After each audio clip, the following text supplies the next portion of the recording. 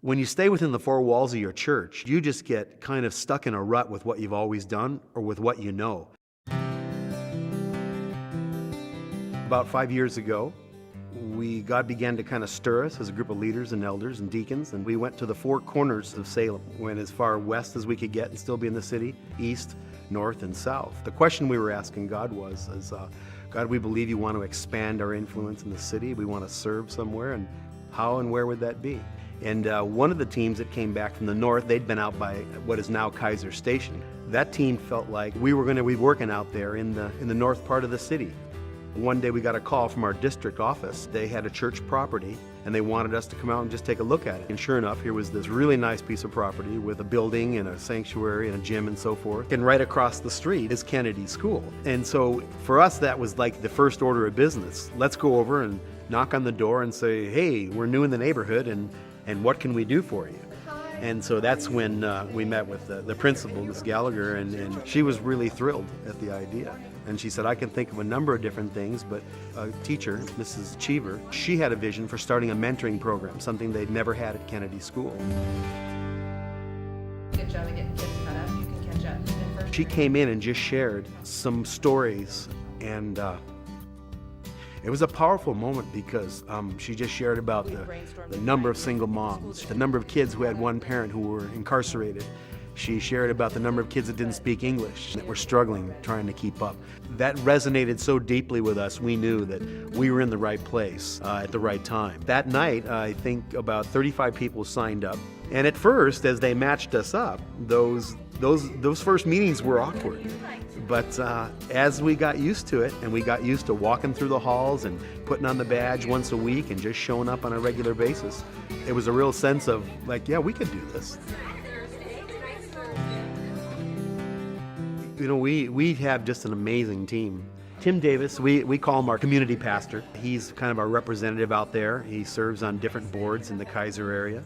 Jimmy and Diana Miller, who are on our core staff, have been very good in the administration side.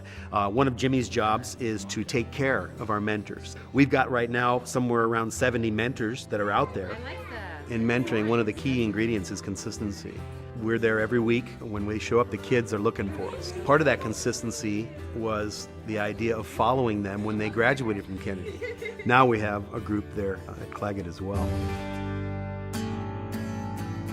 Sam invited us to come to a Can Center meeting and meet some of the others who were working in the schools as well. And so that was a huge blessing for us to be able to get some information from people who had already been down that road and maybe steal some great ideas. As we got to know SLF and the Can Center team, we realized that there was a lot of freedom to do what you felt like God was calling you to do in your neighborhood. So there wasn't a cookie cutter approach, but they were willing to come behind us and support us and champion us in that role and then connect us and network us in the neighborhood.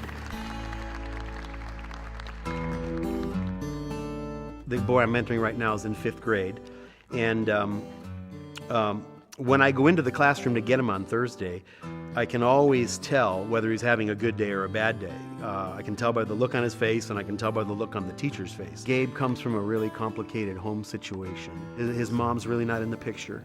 His dad's doing the best job he can. One particular Thursday when I went in, I walked in the room and I looked, and he was alone at his desk, and I could tell it wasn't a good day.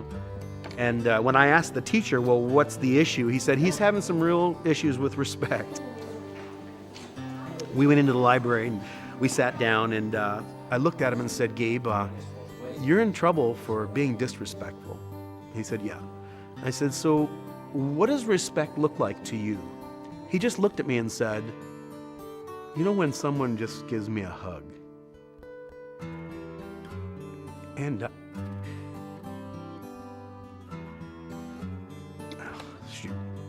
you know, in that moment, I just heard the cry of a kid.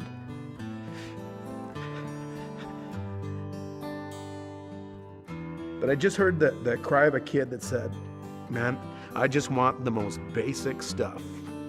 I just want to be loved.